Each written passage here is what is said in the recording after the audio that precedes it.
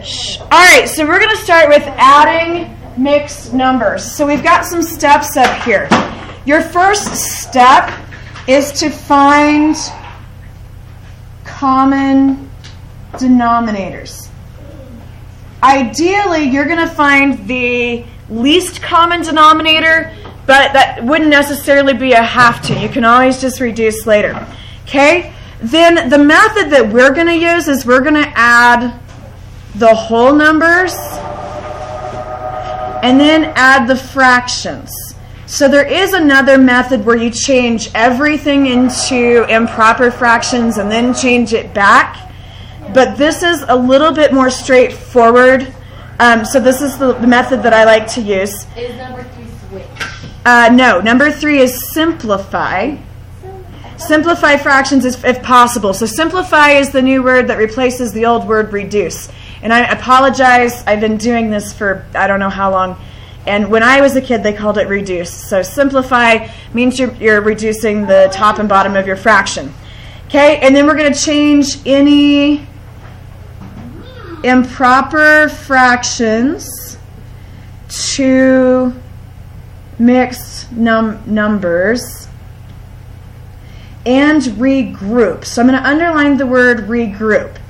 So if you end up with your fractions being more than a whole number, you've got to add that to the whole numbers, and I'll show you how this will work here in just a second. So those are the 4 basic steps. They change a little bit for subtraction, but the finding common denominators and doing the whole numbers and fractions and simplifying, most of this is the same. It's just when we subtract, you're subtracting instead of adding, and there might be borrowing. So we're going to go through just adding on this page. All right, so fill in those blanks. Everybody should be facing forward, pencil in your hand, getting ready to write. So the first few are not too bad. We're just going to do those by hand. And then when we get down to the second row, we're going to use the tiles just a little bit, okay? So number 1, step 1 is to find common denominators. So I'm looking at my fractions. I've got 8 and 8. Yay, we don't have to do that. That's already done. Okay, then we're going to add the whole numbers and add the fractions. So the whole numbers are 4 and 2. That adds up to 6. If I add 3/8 and 1/8, what do I get? 4/8. Okay, raise your hands to answer. Then I'm supposed to simplify fractions if possible. So can 4/8 be reduced, Sam? Yeah, to 1/2. To 1/2. So I'm getting that by dividing both of these by 4, and then I'll just get 6 1/2. And I don't have any improper fractions, so that one's good. Question. Why do you add the whole numbers first if because the fractions could... Well, there's going to be an extra step if you have to carry. And so you could do the fractions first. We'll attack that when we get to the second line, okay? So actually you could do it either way because you're going to have an extra step if you have to carry. Yes? Why don't you reduce the whole numbers? Well, the whole number is 6. It's already reduced. All right. Let's look at number 2. So if I look at my fractions, I've got 6 and 12. Those are not like denominators. Is there any way to change the smaller number to the bigger number? Bennett? Times 2. Okay, so I could take the 6 times 2. That would make it 12, and take the 5 times 2. So that's going to give me 5 and 10/12. And I like to go ahead and rewrite the whole thing. That just helps my brain. So we can start with the fractions if you want to. So 10/12 and 1/12 would just add up to 11/12, and then 5 and 4 add up to 9. Can 11/12 be reduced? No, 11's prime. So unless it's a multiple of 11 down here, you can't. And I don't have any improper fractions, so that means that that one is done. All right, so we look at number 3.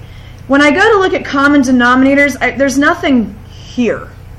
So if I need to, if my brain needs this, I could put 0/8 there. Just as sort of a placeholder. Or you could just think of it as adding nothing. When we're subtracting, you kind of have to do this.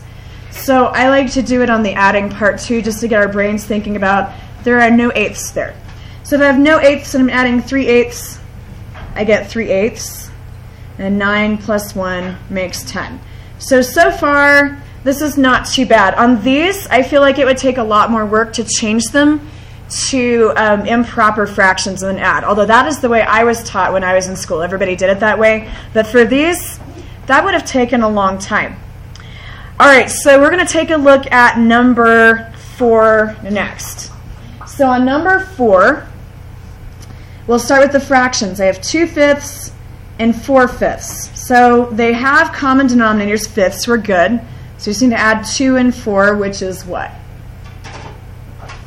6. So I'm going to get 6/5. Wait a minute. That's improper.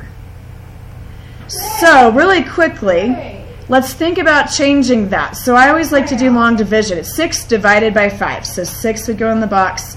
5 out here. How many times does 5 go into 6? 1 time. 1 times 5 is 5.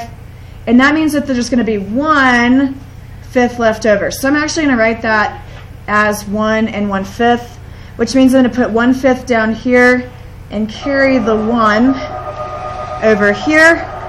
So I have 1 plus 3 plus 1, which is 5. Okay, so this is one of the ones where I thought the tiles might be kind of, well, except you guys don't have enough 1s. Yeah, we have 1. You only have 1 1. So we could talk about 6/5 really quick, except you don't have 6 of those either. Yeah, we do. You only have 5. Okay. So I thought we were going to use these, and I just realized we don't have enough of them. I need to order more so I have twice as many. So I'm just going to move on. It was a nice thought. Maybe. So let's look at number 5. First thing you look at, do I have common denominators on the fractions? 4 and 8 are different, so that's no. Raise your hand if you can tell me how to do common denominators. I saw Bennett's hand first. Multiply the 4 times 2. Do I have to multiply the 8 by anything? No. No, because that's going to give me 6 and 6/8, and then I'll have 3 and 5/8. Okay. So I have common denominators. Let's add the fractions. So 6 plus 5 is 11/8. Hold on, wait a minute. That is an improper fraction. So the way that I learned to do this, you put 11 in the box and 8 out here. So 8 goes into 11 how many times? No. Just once. 1 times 8 is 8. And then the 3 that you get as the remainder tells us how many eighths are left over. So you get 1 and 3/8. So I'm going to put the 3/8 down. Actually, I'm going to do it over here. I'm going to put the 3/8 down here, and then I'm going to carry the 1. So 1 plus 6 is 7, 8, 9, 10, and we get 10 and 3/8. I think I did the order a little different last year. I think I went ahead and added this, and then we separated this out and then added. But because you talked about carrying, I realized we could sort of tie this to what we were doing with our decimals and what we do with just adding bigger numbers.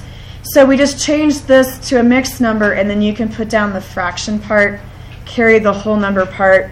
And this is a whole lot easier than the way I was taught, because we had to multiply some pretty big numbers. Okay, so let's take a look. Actually, number 6, we're going to box off for a second. We're not going to do it right now. I'm going to go down and do the story problem instead, okay? Don't ask questions. Just don't cross it off. Just box it off for a second. Practice problem? Maybe. At the very end. You guys are so smart. All right, so let's do the story problem. Yesterday, Tracy walked 5/8 of a mile from the swimming pool to the ice cream stand, and she went 1/8 miles from the ice cream stand back home. How many miles did Tracy walk in all? So she's starting from the swimming pool. So you could draw a picture if you wanted to. Maybe here's the pool, and she went 5/8 of a mile to the ice cream stand. So let's put an ice cream cone on that. I don't know, that looks more like cotton candy, but whatever. Okay, so this is ice cream. And then she walks 2 1/8 miles home, and I don't know where home is. We'll make it down here. It doesn't tell us this is all in a straight line or anything, but now she's going to walk 2 1/8 miles home. On these problems, we're talking about walking or driving. Picture is a really good step to make sure that you understand what's going on. And so then it asks, so we had the 5/8 of a mile, we did that. 2 1/8 of a mile, we did that. How many miles did Tracy walk in all? So it wants to know how far she walked from here to here and then over here. So when you see in all, that always means adding, which we talked about yesterday. We also talked about it with the decimals. That's just keywords. In all, total, sum. Those are all words that mean add. So as many times as I can tell you that this year, the better. So we're going to add 2 1/8 and 5/8. I like to put the 2 1/8 on top and the 5/8 on bottom. You wouldn't necessarily have to, but my brain likes the number that has more numbers to be on top, so that's how I do it. Okay? And we're adding these together. So 1/8 and 5/8 adds up to how much? 6/8. And we didn't even have to get common denominators, but we could have if we needed to. And then 2, if you need to put something, you could put 0 here. There's no whole numbers. So 2 plus 0 is 2. Am I done? Yeah, no. No, you have to write your We got to simplify. So 6/8, it's an even, both even numbers. Whenever you see both numbers even, you can always start by just dividing by 2, and you end up with 2 3/4. And this is a story problem. What label do I need? Miles. You guys are not so good with labels. We need to work on that really, really hard to make sure that it's not 2 3/4 kilometers, it's not 2 3/4 blocks, it's miles.